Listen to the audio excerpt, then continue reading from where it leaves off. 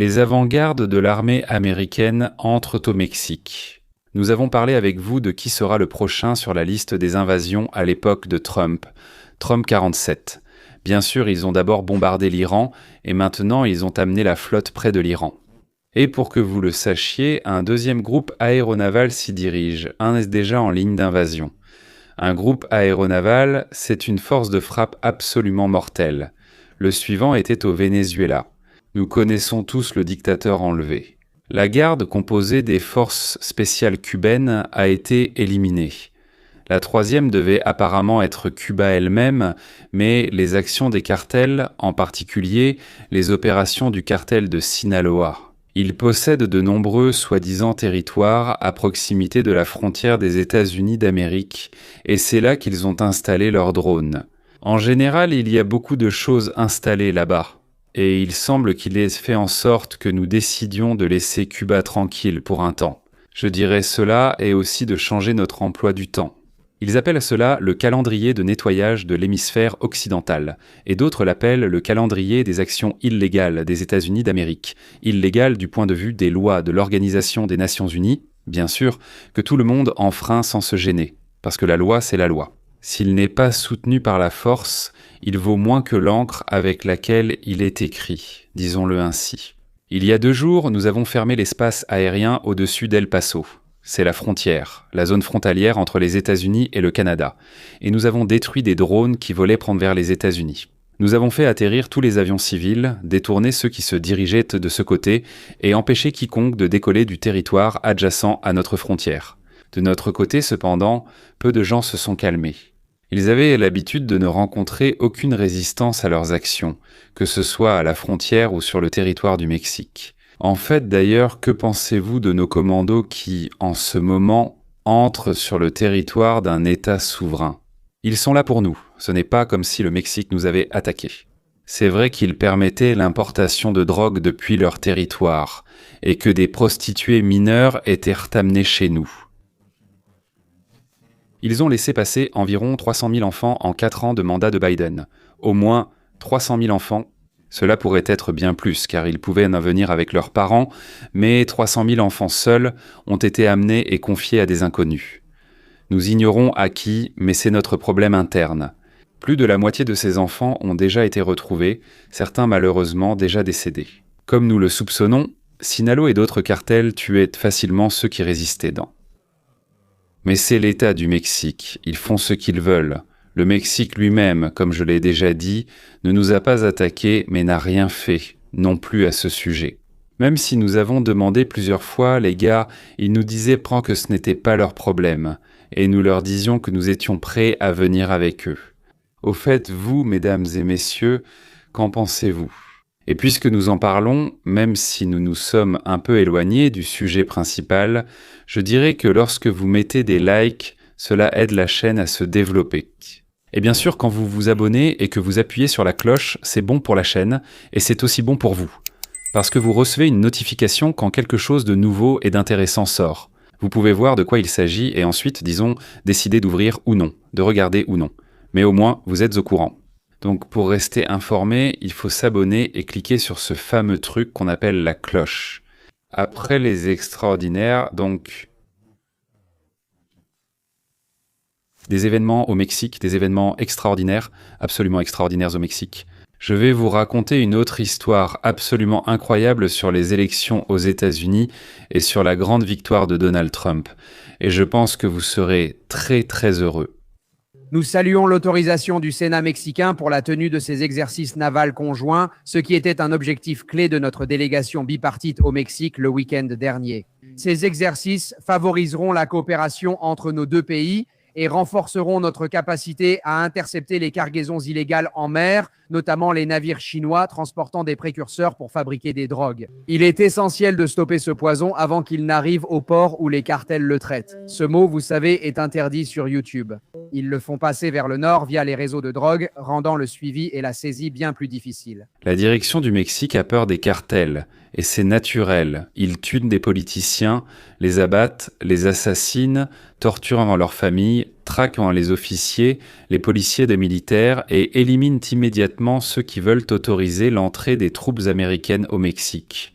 Mais sous la forte pression de Trump, le Sénat du Mexique, de façon absolument incroyable, ce que personne n'attendait, a voté en faveur de l'intervention. Eh bien, au minimum, il a été dit que ce seraient des forces spéciales. Oui, sous ce prétexte, on peut faire venir n'importe qui. Eh bien, des Américains. Oui, des forces spéciales américaines. Quand on ne craignait que les cartels et que les États-Unis ne faisaient personnellement rien à personne, eh bien, ce sont les cartels qui l'emportaient, Hans. Évidemment, avec l'enlèvement de Maduro, tout a vraiment changé. Les escadres américaines au large, la défense aérienne américaine abat des drones.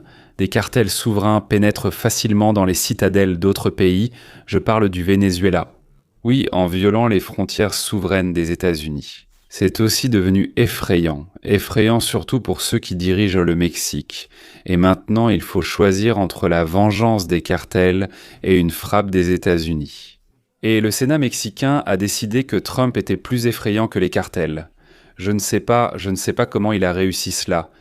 Nous avons plus d'informations. Les forces spéciales américaines ont reçu l'autorisation d'entrer au Mexique par décision du Sénat mexicain. 105 voix pour, 0 contre et 1 abstention. Donc 105 pour 0 contre, c'est pratiquement impossible. 105 pour 0 contre et 1 abstention. Eh bien, finalement, il a complètement reculé. Le Sénat mexicain a approuvé l'arrivée des Navy SEALs pour participer à des exercices visant à renforcer la capacité de combat des forces d'opération spéciales. Et donc, selon les rapports ultérieurs, par un vote de 105 contre 0 avec une abstention, les Navy SEALs partent officiellement en mission. Ainsi, les Navy SEALs américains de la Marine des États-Unis entreront au Mexique pour mener de vastes exercices militaires avec la marine mexicaine, qui visent directement les drogues illégales entrant dans le pays, puis aux États-Unis. Ainsi, les forces spéciales américaines entrent au Mexique pour mener, avec les marines mexicains, des exercices sur la façon de nettoyer une zone du Mexique des bandits. Claudia Sheinbaum, qui honnêtement est un peu clownesque, a publiquement refusé aux États-Unis l'entrée de troupes dans son pays. Voilà ce qu'elle fait publiquement. Elle déclare qu'il n'y aura aucune présence militaire américaine. Nous ne voulons pas de troupes américaines dans notre pays. Et maintenant, au moment où cette vidéo est tournée, le 13 février, elle a complètement fait volte-face. Maintenant, elle dit qu'ils viennent, s'il vous plaît, envoyez-nous les Navy SEALs, de l'aide, quelqu'un, n'importe qui pour vaincre les cartels. Je ne sais pas comment Donald Trump a réussi à convaincre officiellement Claudia Sheinbaum de laisser entrer une unité des forces marines américaines. Mais il a réussi, d'une manière ou d'une autre, il a réussi. Pour être clair, c'était considéré comme totalement impossible. Ils sont entrés discrètement, sont repartis discrètement, soi-disant personne n'est au courant, mais c'était censé être impossible. Nous comprenons tous que les politiciens mexicains rêvent que nous les aidions à se débarrasser de la peste appelée cartel de la drogue. Mais en invitant quelqu'un à le faire, ils mettent en danger la vie de leurs proches. Et bien sûr, la leur aussi. Et leur propre armée est infiltrée. L'armée mexicaine est littéralement truffée d'agents des cartels, et n'importe quel plan est immédiatement connu des bandits, dont il ne faut pas attendre de la pitié. Oui, ils peuvent facilement vous donner à manger aux crocodiles. Et maintenant, réfléchissons encore une fois. Des tonnes de drogue arrivent chez nous depuis le Mexique. En partie, la Chine fournit les cartels, en partie, ils produisent eux-mêmes quelque chose sur leur territoire. Réfléchissons encore une fois. Des tonnes de drogue arrivent chez nous depuis le Mexique, en partie fournies par la Chine. Avec certaines matières premières, elles sont transformées et finalisées à l'intérieur du Mexique. Elle prépare elle-même quelque chose, elle fait quelque chose.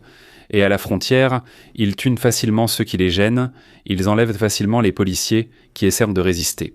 Aux États-Unis, des gangs sont organisés pour diffuser cette affaire, collecter de l'argent là-bas, protéger leurs intérêts et attaquer ceux des autres. La vie n'est pas tout à fait celle que nous imaginions. Nous allons vivre aux États-Unis d'Amérique.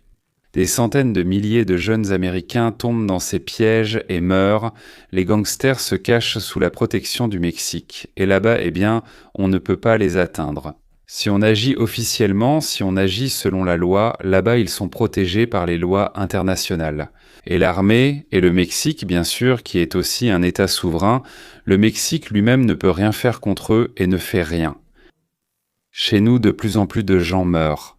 Les cartels inventent, au lieu de la voie maritime, disons, de nouvelles routes de livraison, des drones dans les zones frontalières, aussi bien des États-Unis que du Mexique. Les habitants vivent constamment dans la peur pour eux et leurs proches. Nous, les États-Unis, restons le pays le plus puissant du monde. Alors, que peut faire notre puissance ici ? Réfléchissons à ce que nous pouvons faire. Nous pouvons nous plaindre à l'ONU. Eh bien, l'Ukraine s'est déjà plainte à l'ONU, n'est-ce pas ? Oui, nous pouvons aussi ne rien faire. Il y a cette option là-bas, Obama n'a rien fait. Biden n'a rien fait, où nous pouvons prendre la justice en main et détruire le cartel. Et si le Mexique gêne, alors il faut expliquer à la direction à quel point il leur plairait de devenir les voisins de leur grand ami Maduro dans un manoir à plusieurs étages avec tout le confort. Bien sûr, vous voulez savoir ce qui se passe sur les autres fronts, ou encore... Les États-Unis ont pris en main la résolution des questions internationales qui sont en même temps nos problèmes. Des questions internationales qui sont nos problèmes, des problèmes internationaux. Par exemple, l'Iran, qui semble loin, mais qui est notre problème. 5 fois par jour, chaque jour, ils jurent qu'ils vont d'abord détruire le petit Satan, c'est-à-dire Israël, puis qu'ils détruiront tout ce qui est lié au grand Satan. Eh bien, on parle du diable, c'est-à-dire des États-Unis d'Amérique. Donc, la première chose là-bas, comme vous le savez, c'est le premier groupe, le groupe de porte-avions, maintenant un deuxième groupe et c'est parti. Je vous en ai déjà parlé. C'est une force de frappe très puissante. Des navires de ravitaillement et du carburant sont arrivés, des escadrilles supplémentaires ont été transférées et des bombardiers sont en route. Les États-Unis viennent tout juste de réaliser une manœuvre de reconnaissance absolument géniale, je dirais même, oui, la première du genre dans l'histoire. Toute l'armada s'est dirigée vers l'Iran, c'était il y a une semaine, oui, peut-être un peu plus, même 8 jours en arrière, toute l'armada qui était là-bas, y compris les Israéliens, y compris les avions britanniques. L'état-major américain est allé dans le bunker, le président et son équipe se sont rendus dans la salle d'observation. Si l'Iran avait des agents quelque part, ils rapportaient tout la même chose. Oui, c'est ça, ça commence. Et donc voilà. L'Iran, croyant que tout avait commencé, a mis en œuvre toutes ses mesures de défense, a déployé ses missiles, a ouvert ses centres dissimulés. La société de communication. Ils ont préparé tout ce qui pouvait être lancé en direction d'Israël depuis l'Arabie Saoudite, les champs pétroliers, les Sassanides, et au moment où l'attaque devait commencer, tout s'est soudainement inversé. Et chacun est retourné à sa place. Mais les satellites américains et la surveillance au sol d'Israël ont enregistré tous les points, toutes les zones auparavant inconnues ou les sites de lancement. Tous ceux qui devaient répondre, après analyse des données, le commandement est arrivé à la conclusion que la puissance de feu n'était pas suffisante pour en finir avec l'Iran en une seule fois, et envers l'Iran. En plus du groupe Abraham Lincoln, le groupe Gerald Ford a aussi été envoyé. C'est quoi ce que je disais ? À la question d'un journaliste de savoir si Donald Trump voulait un changement de régime en Iran, Donald Trump a répondu « C'est la meilleure chose qui pourrait arriver à ce merveilleux pays ». Pourquoi envoyer un second groupe d'attaque ? A demandé le journaliste à Donald Trump. Parfois, il faut vraiment faire peur aux gens, faire ce qui est dans l'intérêt de leur peuple, et non dans leur intérêt personnel, a répondu le président Donald Trump. Je ne sais pas si nous réussirons à effrayer les Iraniens. Le deuxième acteur des événements sur la scène du Moyen-Orient est le Premier ministre. Netanyahou a déclaré que le seul moyen pour les ayatollahs de rester au pouvoir est d'arrêter complètement le programme nucléaire, de démonter les installations de production de missiles balistiques et de cesser de financer et de soutenir les terroristes. Bibel a informé Trump qu'il était prêt à frapper l'Iran seul, sans les États-Unis, avec des frappes ciblées sur des positions clés, sur des sites d'essai et sur divers sites de production. Un plan détaillé de tous les points sensibles de l'Iran a été envoyé à Washington. Bien sûr, Israël n'a pas l'intention, ni la capacité, ni la force de libérer l'Iran des mollahs ou de conquérir le territoire. Israël, évidemment, ne le fera pas, ne le peut pas, et n'a pas l'intention de répondre à l'Iran de cette manière. Bien sûr, peu importe qui attaquera, qu'il s'agisse d'Israël seul ou d'Israël avec l'Amérique et la Grande-Bretagne, ils essaieront d'incendier les champs pétrolifères des sunnites, de tirer sur les quartiers civils d'Israël et sur les bases américaines dans la région. Et puis, sans doute le plus important, Ce sont les pétroliers, les navires transportant du pétrole dans le détroit d'Ormuz, qui est probablement l'artère la plus tendue du transport pétrolier au monde, un flux de pétrole dont dépend, en somme, l'approvisionnement énergétique de la planète entière. Mais il y a aussi un danger pour l'Iran d'agir trop efficacement, car alors les États-Unis lanceront certainement une opération pour libérer l'Iran des mollahs. Nous savons qu'il y a des négociations, ou du moins une tentative de négociation qui sont en cours avec l'Iran. Cependant, en même temps, ces négociations se poursuivent et il n'est pas encore clair quand aura lieu la deuxième rencontre entre la délégation iranienne et la délégation des États-Unis. Pendant ce temps, nous renforçons notre présence militaire dans la région et envoyons avions et navires de guerre. Nous avons déjà un groupe aéronaval du porte-avions Abraham Lincoln entièrement déployé et prêt au combat, et un deuxième groupe de ce type est déjà en route. Eh bien, nous avons maintenant de nouvelles informations. Je vais les afficher à l'écran. Cela vient du New York Times. Laissez-moi vous montrer cela. C'est tiré du journal New York Times. Donc, il y a beaucoup d'informations ici. Je vais essayer de les présenter aussi clairement que possible. Parmi les options évoquées par le président Trump figurèrent des actions militaires contre le programme nucléaire et les missiles balistiques de l'Iran. Ils viseront les sites nucléaires, les bases de missiles balistiques, les lanceurs et autres installations similaires qui sont les principales cibles. Il envisage également des options qui incluraient l'envoi de commandos américains pour attaquer certaines cibles militaires iraniennes. Donc maintenant, ils disent que nous pouvons mener une opération terrestre limitée en Iran. Nous pouvons déployer des troupes. Ils entreraient sous la couverture de bombardiers. Ces frappes aériennes fourniraient une couverture pour le groupe d'assaut terrestre qui serait très probablement la Delta Force ou les Navy Seals ou l'équipe 6 des Navy Seals, car c'est leur travail principal. Trois sources ont rapporté, donc c'est un mensonge ou de la désinformation. Ils font peur comme ça, mais quand ils planifient, tout le monde se tait sur ce qui pourrait arriver.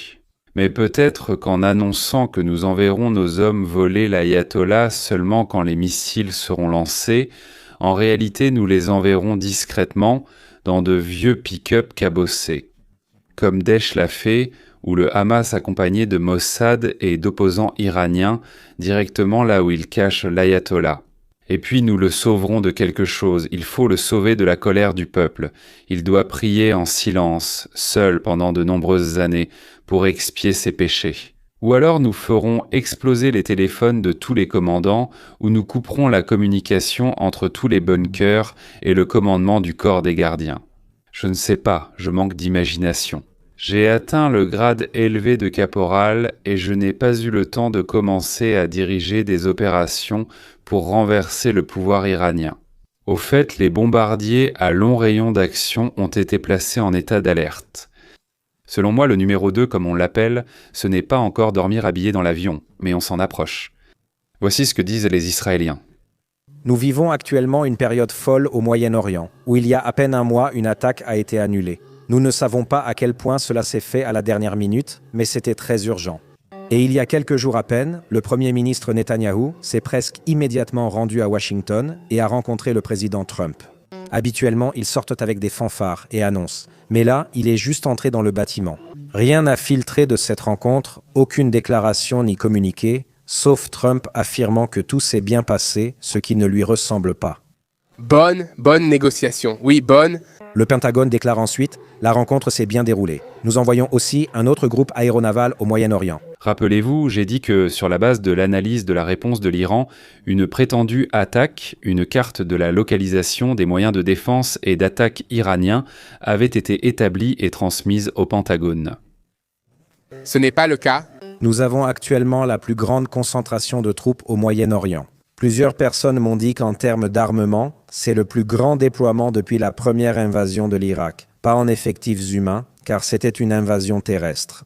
Mais pour les systèmes d'armement, c'est le nec plus ultra de l'arsenal américain, en défense comme en attaque. Oui, c'est très important ce que vous venez de dire, défensif, parce que les Américains déploient leur système de défense antimissile THAAD dans de nombreux pays alliés de cette région, y compris Israël, l'Arabie Saoudite, le Qatar, ainsi que sur d'autres bases. Mais nous allons parler de tout cela dans une seconde. Non seulement frapper, mais aussi protéger leurs alliés sous un dôme. Le week-end dernier. Et c'était un événement récurrent qui s'est produit de nombreuses fois au cours des 2 dernières années. Les Iraniens et les Américains négociaient pas directement, mais c'était presque aussi direct que possible pour des négociations indirectes. On a rapporté qu'ils étaient proches, presque dans le même bâtiment du centre de négociation, tandis que les représentants omanais faisaient la navette pour mener les discussions et transmettre les messages. D'après nos informations, ils se sont bien rencontrés en personne le week-end dernier lors de ces négociations, même si aucune photo officielle n'a circulé. Oui, on a entendu dire qu'ils se sont serrés la main, etc. Qu'y avait-il sur la table? 2 choses. Les Iraniens disaient « Nous parlons seulement du nucléaire, pas d'autres sujets. Nous ne parlons ni des marionnettes, ni de l'argent, ni des missiles balistiques. » Les Américains ont insisté pour tout discuter, tandis qu'eux ont refusé de venir. On a alors décidé d'en parler à huis clos. Qu'est-il vraiment arrivé à huis clos? Nous n'en sommes pas certains. Nous savons que cela a progressé, qu'ils en discutent à nouveau et qu'aucune grève n'a eu lieu depuis ces négociations. C'est déjà significatif. Il semble que nous progressions, et je veux le dire parce que cette question préoccupe tout le monde. Il y a toujours la même question qui revient, une question dichotomique. Choisissons-nous la voie des négociations ou la voie militaire? Et la réponse, en fait, c'est les deux. Parce qu'on ne peut pas négocier sans avoir tous les atouts militaires sur la table. Une pression maximale militaire et politique est nécessaire, mais aucune action militaire ne doit être engagée sans avoir épuisé la diplomatie. Et je pense aussi qu'il est important de dire qu'en coulisses de ces négociations, il se passe beaucoup de choses. Pendant que les envoyés américains discutent de toutes ces questions avec les Iraniens à huis clos en présence des Omanais. Ou encore, dans la région, une énorme puissance militaire est en train de s'accumuler, l'armada, comme Donald Trump les appelle. C'est en fait un joli nom pour une flotte, ça sonne bien, ça fait un peu Pirates des Caraïbes, mais en réalité, c'est une énorme puissance militaire qui se dirige vers cette région, comme vous l'avez dit au début de l'émission, plus que ce que nous avons vu depuis, l'invasion de l'Irak. Oui. Donc il y a des négociations en cours qui sont soutenues par le renforcement de l'armada. D'une taille et d'une puissance sans précédent. L'Iran, vous allez dire, est un État indépendant. Comment l'Amérique ose-t-elle entrer dans leur espace? Réglons cela au niveau domestique, parce qu'au niveau de l'État, il est difficile de comprendre certaines choses. Disons que vous avez un voisin derrière la clôture. Chaque jour, 5 fois par jour, il annonce au monde entier, et vous l'entendez, que dès qu'il aura un fusil, il tuera vos enfants. La police est venue et vous a dit « appelez-nous quand il aura vraiment tué quelqu'un, parce que avant cela, ce n'étant qu'un homme ivre qui marmonne quelque chose. Alors quoi, on va l'arrêter pour ça ?» Donc, ils vont attendre. De temps en temps, le voisin jette des pierres sur vos enfants, il les a touchés à plusieurs reprises, la police est venue, le voisin a dit que vous étiez fou, qu'il n'avait jamais rien fait de tel de sa vie. Et finalement, vous apprenez qu'il a acheté un fusil et qu'il collecte de l'argent pour des cartouches, il ne lui manquait plus que les cartouches. Et encore une fois, il dit « Demain, je tuerai tous ces enfants ». J'ai une question pour vous. Il me semble que vous avez les options suivantes. Vous attendez demain ? Ou alors il plaisante, cela peut aussi être vrai, oui, sinon, vous avez perdu.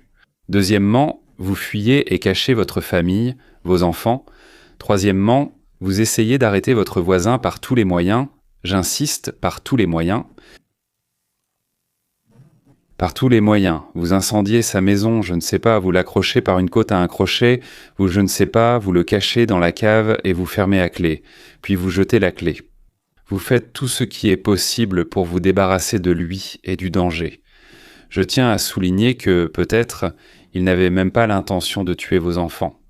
Il y a aussi la possibilité qu'il plaisantait simplement, qu'il n'avait peut-être aucune intention derrière ses paroles. Et vous pouvez espérer cela et dire, il y a une possibilité qu'il ne pensait à rien de mal, n'est-ce pas?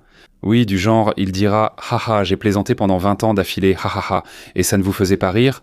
Oh, je pensais que tout le monde trouvait ça drôle. » Je veux tout de suite dire que, très probablement, je choisirai la troisième option. Peut-être que j'essaierai de partir, mais il n'y a pas vraiment d'endroit où aller, et puis quitter sa maison natale. Donc n'importe quel salaud peut vous chasser de chez vous simplement en promettant publiquement de tuer vos proches. Vous aurez tellement peur que vous partirez. Peut-être qu'il compte là-dessus. Donc je suis à 92%, sûr après lui avoir déjà parlé une demi-douzaine de fois avant cela et avoir compris que c'est un maniaque convaincu. J'essaierai moi-même, ou avec l'aide de potes ou de mercenaires. Je ne sais pas si je dois enfreindre la loi, j'entrerai chez lui et, encore une fois, enfreindrai la loi, je le finirai lui.